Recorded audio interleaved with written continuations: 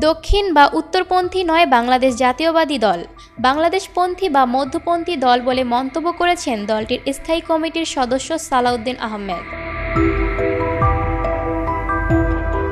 বৃহস্পতিবার ৭ আগস্ট দুপুরে গুলশানে নিজ বাসায় সাংবাদিকদের সাথে মতবিনিময়কালে একথা বলেন তিনি।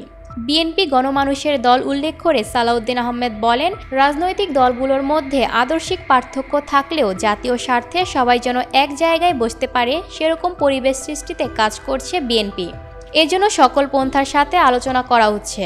সরকারের কাছে আরও বেশি প্রত্যাশা ছিল জানিয়ে তিনি বলেন, নানা বাধা বিপত্তি উপেক্ষা করে যা অর্জন করেছে এর বেশি হয়তো সম্ভব ছিল না, তবে জাতির আশা আরও বেশি ছিল। সরকার যথাযথ সময়ে যথাযথ পদক্ষেপ নিতে বিভিন্ন সময় ব্যর্থ হয়েছে। আইন শৃঙ্খলা নিয়ন্ত্রণে যে সমস্ত পদক্ষেপ নেওয়া দরকার ছিল সেগুলো নিতে ব্যর্থ হয়েছে বলেও মন্তব্য করেন বিএনপির এই সিনিয়র নেতা। নির্বাচন কমিশনকে পাঠানো চিঠি ১ বছরের মধ্যে সবচেয়ে গুরুত্বপূর্ণ পদক্ষেপ জানিয়ে সালাউদ্দিন আহমেদ বলেন, জাতি এর জন্যই অপেক্ষা করছিল। সংস্কার ও বিচারেও অগ্রগতি হয়েছে, বিএনপি সন্তুষ্ট। ভবিষ্যতেও জাতিকে এগিয়ে নিতে প্রধান উপদেষ্টার ভিশনকে বিএনপি গ্রহণ করবে। নির্বাচন পরিচালনার জন্য দ্রুত আইন কানুন প্রণয়ন হবে প্রত্যাশা এই বিএনপি নেতার।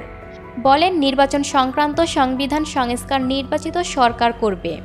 এছাড়া বর্তমানে পুলিশের স্ট্রাকচার রাতারাতি পরিবর্তনের সুযোগ না থাকলেও নির্বাচন পরিচালনায় তাদের রাখতে হবে, তবে মূল ভূমিকা রাখবে সেনাবাহিনী। কারণ হিসেবে তিনি বলেন, জনগণই স্বচ্ছ নির্বাচন চায়।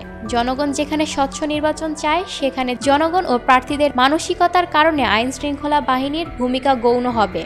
জোটের বিষয়ে সালাউদ্দিন আহমেদ বলেন, তফসিল ঘোষণার আগ পর্যন্ত সমমনা যে কোনো রাজনৈতিক দলের সাথে জোট হতে পারে, তবে জোটের বিষয় এখনও সিদ্ধান্ত হয়নি।